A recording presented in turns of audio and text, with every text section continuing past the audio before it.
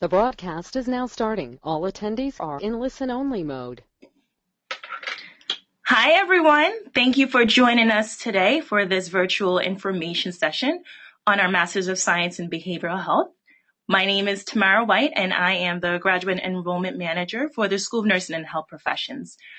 We're excited that you're here today, and we are looking forward to providing you as much details as possible about this behavioral health program. Just a heads up, you guys can type in questions as we go along, and we'll do our best to answer them.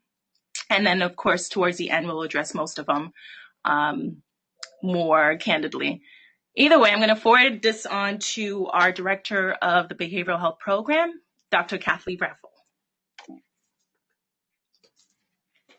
Hi, my name's Kathy Raffel, and as Tamara said, I'm the Director of the MS in Behavioral Health Program.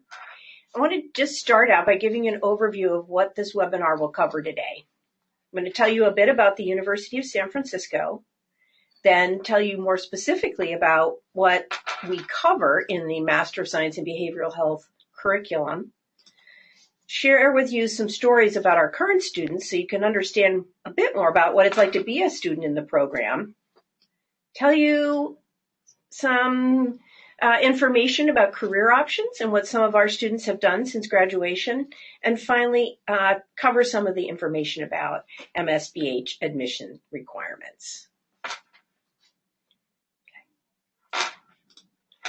The University of San Francisco is located right in the heart of the city. USF is the oldest university in San Francisco, and it's the second oldest institution of higher learning in California. So we have a long and illustrious history. This is a private Jesuit university. There are 5 schools within the university with more than 100 degree programs and over 10,000 undergraduate and graduate students. The School of Nursing and Health Professions, the SONHP, has 1,100 undergrads and more than 400 graduate students studying in San Francisco online and at branch campuses in Northern and Southern California. The MSBH program is currently offered only at the San Francisco campus, and classes are taught in our Presidio classrooms, which are at the base of the Golden Gate Bridge, right across from Crissy Field. The mission of the School of Nursing and Health Professions is to advance the education of healthcare professionals within that context of the Jesuit tradition. So what do we mean when we say USF embraces Jesuit values?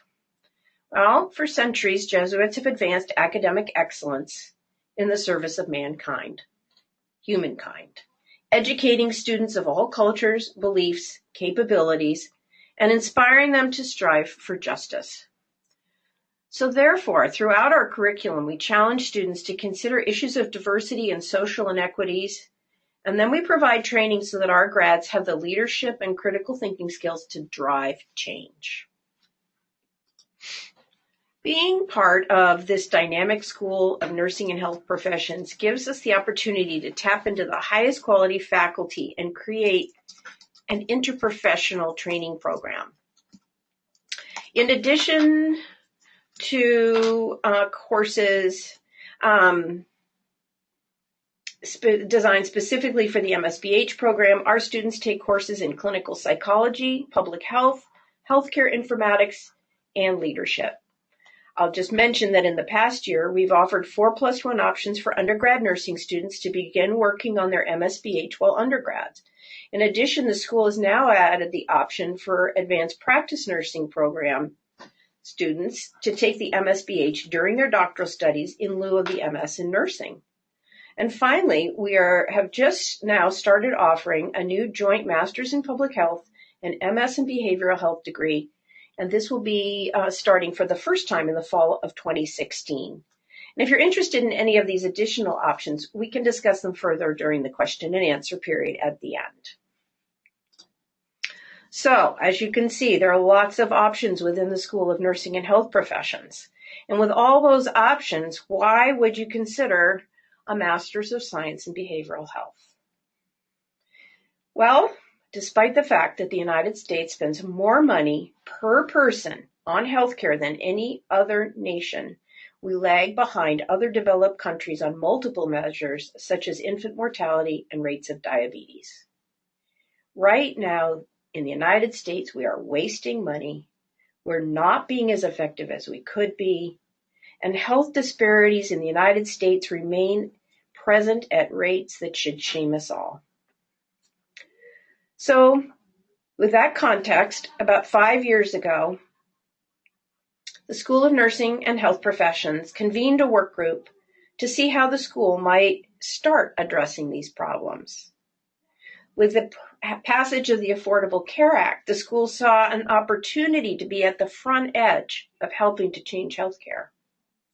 So the work group met with various healthcare providers throughout the community, throughout the Bay Area, and throughout the state, and learned that while clinicians could identify problems within clinics and social service agencies, these clinicians didn't have the skills to do outreach, program planning, project management, and quality improvement. What the study group learned was that there was a need for professionals who could communicate with all members of the interprofessional team and design and lead change efforts. In addition to the planning group saw that behavioral health was a component of all aspects of health, but often health was treated separately. So this new degree was meant to emphasize the central role of behavioral health care and how that can play an important role in promoting health and well-being. What we've seen historically is that people have become specialists in physical health, mental health, or healthcare administration. And this specialization has advantages, but it has also led to that very fragmented healthcare system, which we now know ignores many social and economic variables that are influencing health and well-being. So in the MSBH program that was designed, we deliberately look at individuals as parts of systems in which each component influences the other. We recognize that achieving better overall health requires not only mental health conditions or physical health conditions and attending to those, but also to the factors which impact healthcare access and social factors such as housing and education. We believe that all aspects of the system influence each other. Now, the term behavioral health is used differently around the country. While some use the term behavioral health to specifically refer to mental health care or substance abuse counseling, in the MSBH program, we think of behavioral health more broadly. In our program, behavioral health involves analyzing and understanding how human behavior is influenced by both physical and mental health, and in turn, how human behavior can improve our mental and physical well-being. There is increasing recognition that behavioral health is an essential component of improving healthcare outcomes. In addition, healthcare industry leaders now are advocating that physical and mental health care needs should be addressed in one setting with an interprofessional team of providers, which includes those with training in behavioral health, health coaching, and health education. So, who might our program appeal to? This program is designed for people who are interested in learning more about human behavior, especially the intersection between mental health and physical health. It's for those who want to start a career in behavioral health care or are currently working in healthcare and wanting additional skills to be part of an interdisciplinary team, to learn leadership skills, program planning skills, program evaluation skills, project management skills.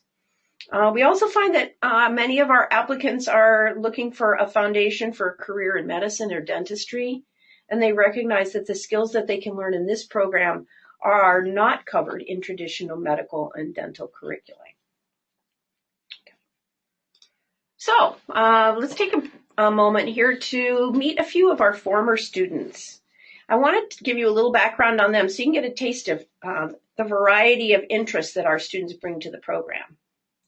Allie had an undergraduate major in organizational behavior and leadership. She's passionate about the use of restorative justice practices and she's a superb project manager who wants to use her skills to alleviate chronic poverty. Natalie did her undergraduate degree in kinesiology. Prior to starting in the MSBH, Natalie served for 2 years in the Peace Corps in Belize implementing health education programs. Amy's undergraduate degree was in health promotion. Currently, she works as a health educator at Kaiser. She enrolled in the MSBH to advance her career at Kaiser and move into quality improvement in the area of diabetes self-management. Jordan majored in biology. He's heading off to dental school, better prepared to use behavior change strategies with dental patients and to reach out to underserved populations. Our current cohort is just as diverse in their interests and long-term career goals. Okay, so now let's look broadly at the overall outcomes that we strive to reach with our students. So as you look at that, you can see that we, in our curriculum, cover information to help you learn to assess psychological, social, cultural, and healthcare factors that can impact health and well-being. Excuse me. We want you to learn to actively contribute to the design and implementation of effective healthcare practices. We want you to know how to work collaboratively with other healthcare professionals and community members. Advocacy is an important aspect of our program. We want you to learn to be able to speak effectively and passionately about issues so that you can drive community and program. We teach our students how to provide effective health education and health coaching. We do this so that you can promote patient empowerment. And finally, we teach you how to write and speak in a way that fills the needs of your audience. You learn to write academic papers, but also persuasive papers and reports that are so critical for making sure that change happens. The MSBH program also distinguishes itself because it is able to draw from multiple other degrees. So on this slide, you can see the MSBH in the pale green, the nursing degree in the up above in the darker pink, the master's in public health to the right, and at the lower level, the MSW, which is the master's in social work. Like the social work degree, the MSBH emphasizes a socio-ecological perspective. So what does that mean? What it means is that we look at the whole system, not just the person. And we also emphasize a strength-based approach, which builds on individual and community assets. But unlike the MSW, the MSBH will not lead to a clinical license. Like the MPH, or public health degree, MSBH students learn about the healthcare system, health disparities, program planning, and evaluation. In the MSBH, however, students do not learn about environmental health, epidemiology, or global health. The MSBH degree stresses skills that are particularly useful for local program development and improvement, and also skills for promoting individual behavior change. Like advanced practice nursing students, MSBH students get training in project management and quality improvement, health education, and health coaching. While MSBH students learn about chronic conditions, they're not trained to deliver treatment. However, they do learn how to partner with nurses who are providing direct care. We draw from numerous disciplines and the rich resources within the School of Nursing and Health Professions to make this a unique degree that is practical and versatile. All right, so I'm going to take a moment to just let you look at the list of classes that we offer. Kind of read through the different titles here rather than having me read those through to you. There are 14 different courses, and this is a 34-credit program. We don't have any electives in our curriculum. These courses have been carefully designed and scheduled to complement each other. So the content you learn in one course will relate to and reinforce content you're learning in another. While you don't have any electives, you can choose a fieldwork site that fits your long-term goals. And during your fieldwork experience, you'll complete a project in program design or evaluation. You do this project on behalf of the agency, but you'll have a leadership role. And during your final semester, you write up your work in either a paper, capstone paper, a project summary, or a journal article. MSBH students are also trained in advanced practice health coaching techniques. We do this in collaboration with the nursing students. And you're given the opportunity and some funding to attend local conferences and workshops to improve other professional skills. My suggestion is that if you go to the MSBH program pages on the USF website, you can find this list of courses and click through to the course catalog for more descriptions. Okay, onward. So what do students do for their projects? I want to tell you a little bit more about the fieldwork examples because I think they help show how students are actually putting their the skills they learn in the classroom to use. So here's a sampling of some things that students have done during their fieldwork and capstone experience. One student evaluated an innovative nutrition and physical education program that she delivered to low-income Hispanic middle school children. Another conducted a needs assessment for an employee wellness program. She went on to design and implement a pilot. She helped the agency write a grant for the new program. The grant was funded, and her program has been successfully launched and become a permanent part of the agency's practice. In the picture, you see a student who created an innovative social marketing campaign to reduce the incidence of smoking on campus. In the picture, you can see Carl, who's holding a tube of cigarette debris, which was part of his strategy to heighten awareness about third-hand smoke. Another one of our students this year is working with one of the nursing faculty to open a perinatal mental health clinic in the North Bay. Field work placements can be done at schools, healthcare settings, and social service agencies throughout the Bay Area. They can also be done at your place of employment. And if that's something that interests you, we can talk about that further down the road. So who'll be teaching all these courses? Well, again, we're able to draw from faculty with a rich range of experience. Faculty have degrees in social work, public health, nursing, business, law, informatics, and we draw from all the programs throughout the School of Nursing and Health Professions. Our classes are small, they're highly interactive. Students are expected to engage and do. Faculty pride themselves in being easily accessible and are available for appointments in person, online, and you come to know your faculty well. We encourage you to come visit a class if you're in the Bay Area and if you can attend. This will give you a taste of what it's like. All right, so if you were to enroll in the program, what would it be like? If you attend as a full-time student, you can finish this MSBH program in 1 calendar year. We admit only in the fall, so it goes basically from August to August. The MSBH classes meet in the evening on campus, and as I mentioned, we meet at the Presidio campus, and you'd be going to school 2 nights a week. Classes are in the evening from 5 to basically 9 p.m. MSBH coursework is offered in a combined online and in-person format. We have our courses and our students in cohorts, which means that you will move through the program with a set of students who are admitted at the same time as you.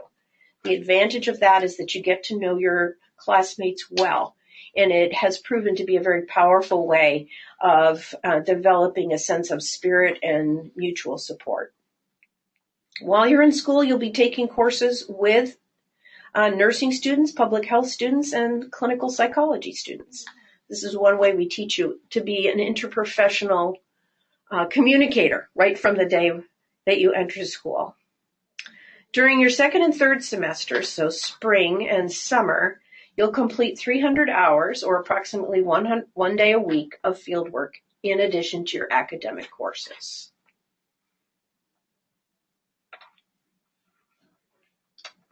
Okay, now I'd like to tell you a little bit about job opportunities and career options for students who have the MSBH degree. The MSBH degree provides a very practical set of skills. And so consequently, MSBH grads are prepared to work in a variety of settings and in a variety of roles. Some students choose to work in hospitals, clinics, and health plans. They might use the skills they've learned from school to do health education, health promotion, and health coaching. Or they might work in healthcare organizations to conduct community health needs assessments or manage projects, lead quality improvement efforts. In nonprofit organizations, our students go on to work as advocates and to develop services related to a particular disease or priority population. Within public health departments, a student might go on to lead community outreach efforts, build coalitions, and develop community partnerships. Within a college or university, students can help young adults improve their health and reduce risky behaviors. We have students who are interested in using their MSBH in business and industry. As I mentioned earlier, one of our students helped design a workplace wellness program. And in fact, that is definitely a role that graduates can play after they have finished the degree. That is planning or managing wellness programs. Within schools, our graduates can assist students, parents, and faculty adopt healthful behaviors and therefore improve academic performance. All right, so let me tell you about, just give you an idea from 4 of our most recent grads, what they're up to since graduating from completing the program. On the far right, you see Carl. You saw him earlier showing his fieldwork project. But since graduation, Carl has taken a different track. He served in both Iraq and Afghanistan before entering the MSBH program. From that work in the armed services, he grew passionate about providing exceptional mental health care to his fellow veterans. Carl was recently hired to work as a member of the San Francisco VA's telemental health team. At the top center, you'll see Renisha. During her internship, Renisha worked with home healthcare workers who provide essential services to disabled individuals. Her capstone project led to her current job, which is training workers and looking for ways to improve their training, compensation, and support.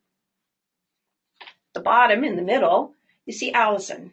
Allison was hired at her fieldwork site to provide counseling in their adolescent drug and alcohol addiction program. In May, Allison will begin work on a doctoral degree in behavioral health. And on the left is Natalie. Natalie worked as a USF wellness coach during her year as an MSBH student.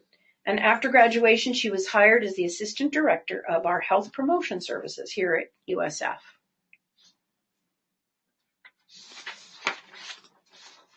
Okay, now to the nitty-gritty. What do you need for your application? In order to apply, you must have a bachelor's degree. But your bachelor's degree can be in any discipline. And as I've mentioned along the way, our current and past students have had bachelor's degrees in a wide range. So the most important thing is your interest in working to address health and mental health inequities and to improve the delivery system. What else must you have? You must have 2 letters of recommendation, a professional resume. You'll be asked if you apply to write 2 short essays. One will ask about your long-term professional goals, and the other is an essay prompting you to talk about what you see as some of the most pressing issues in the healthcare system today. You'll need to provide transcripts from all your post-secondary schools. We take a holistic approach when we review your applications. So what does that mean? That means we're looking at everything you submit, not just your GPA. We're particularly interested in learning about your work and your volunteer experience and how you see using this degree after graduation. So those are really important things to make sure you highlight in your resume or cover in your personal statement. If you've had previous coursework in statistics or research methods and psychology prior to starting the program, this is helpful, but it's not required. We use a rolling admission process. Sometimes I get questions on that. What does that mean? Well, what that means is that when you complete your application, we will review that, and you'll usually hear back from us within about 3 weeks of submitting all your documents. We will continue to look at applications until the cohort is full. What that means on the practical side is that the sooner you complete your application, the more likely you'll be able to secure a spot in the program. If you're interested in applying for one of those new options that I mentioned for the advanced practice nursing degrees or the new combined degree, you'll need to contact me directly for more details on that, or I can answer some questions at the end if any of you have them. Okay, next slide is about the next part of the practical information on the cost. MSBH programs cost $1,245 per unit. This is the same amount that USF charges in all of its graduate programs. You'll have 34 credits total to complete the program, and we set it up so that you take actually between 8 and 13 or 14 credits per semester if you're a full-time student. So that gives you an idea what you need to budget for. The Financial aid office is very good in helping students apply for loans. And last year we were able to offer a limited number of scholarships to admitted students, and we will also have some scholarships available for this year as well. Those will be available after a student's already been admitted to the program. The vision of our program is turning passion into change. Is this your vision too? If so, you might want to consider applying.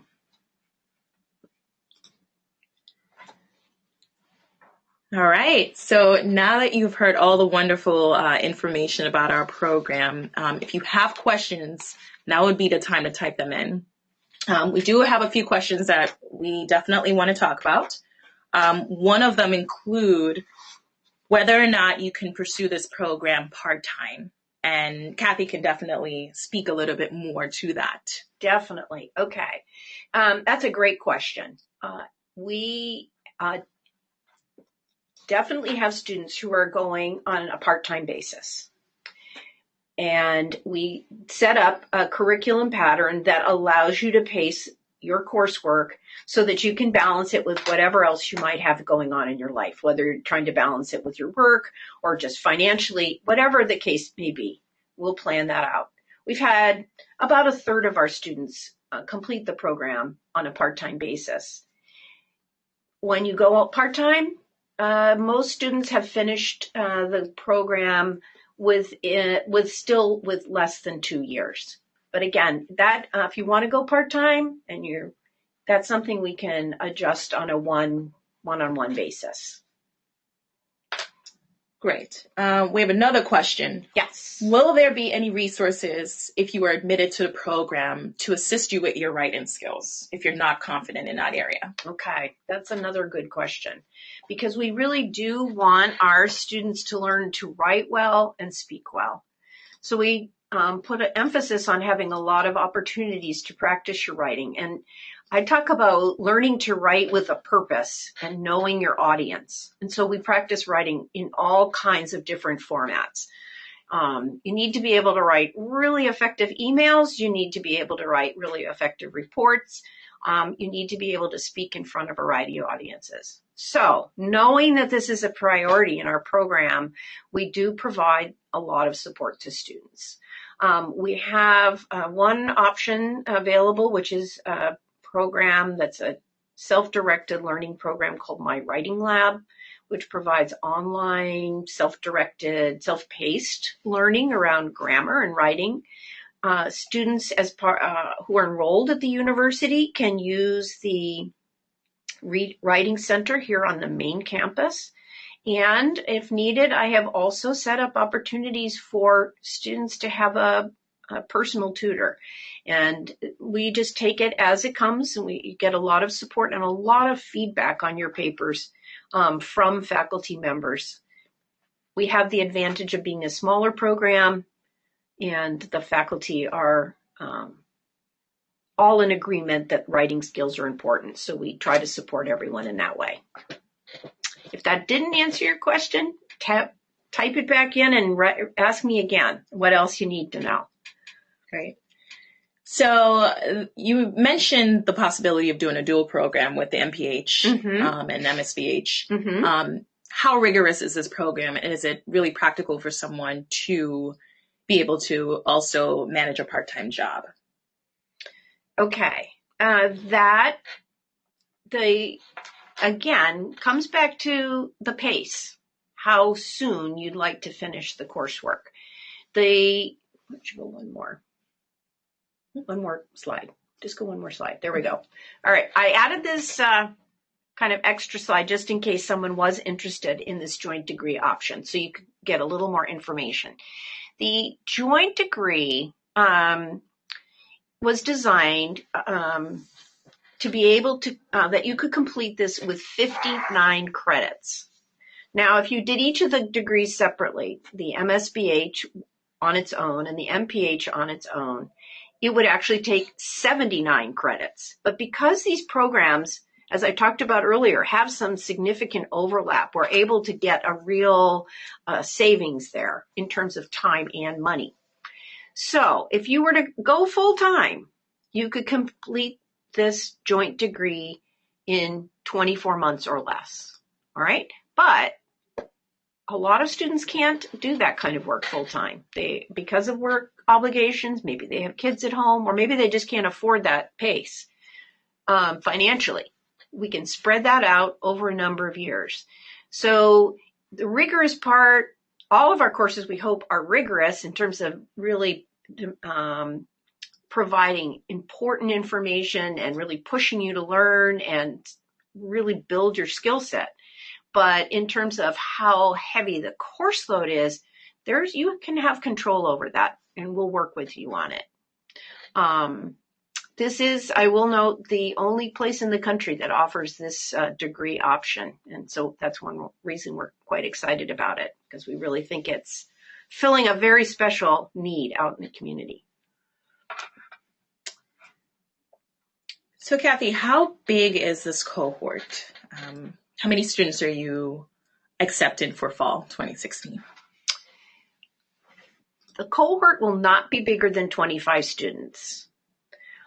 We are also accepting applicants from some of these other dual degree programs that I've talked about, and that will influence the number somewhat. But our class sizes are capped at 25, so that would be on the outside. This year's cohort has, I have to think for a second, it has 13 full-time and 6 part-time students. Is this the only joint degree that you currently offer for the behavioral health program? As I mentioned before, if you are a nurse and looking to go into the advanced nursing practice degrees, so those, what I mean there are the DNP, so the family nurse practitioner or the public mental health psychiatric nurse practitioner, you can do the MSBH as part of that degree. In the past, students who had a Bachelor of Science in Nursing who wanted to go on for advanced nursing degrees did an MSN, a Master of Science in Nursing. And that's a great path. Many students still do that. But now we have the option that a nursing student can say, you know, I'd like to broaden out of just nursing, and they are able to do the MSBH. So they get a combined degree with their advanced nursing degrees. And the undergraduate nursing students can earn their MSBH while they're undergrads. They can start working on it. This is not actually a joint degree per se, but an accelerated program for very high-performing undergraduate students who want to get a head start on getting their master's degree. Are there any prerequisites to applying to this program? Well, you have to have a bachelor's degree. And as I said, it can be in any discipline. We do not require the GRE.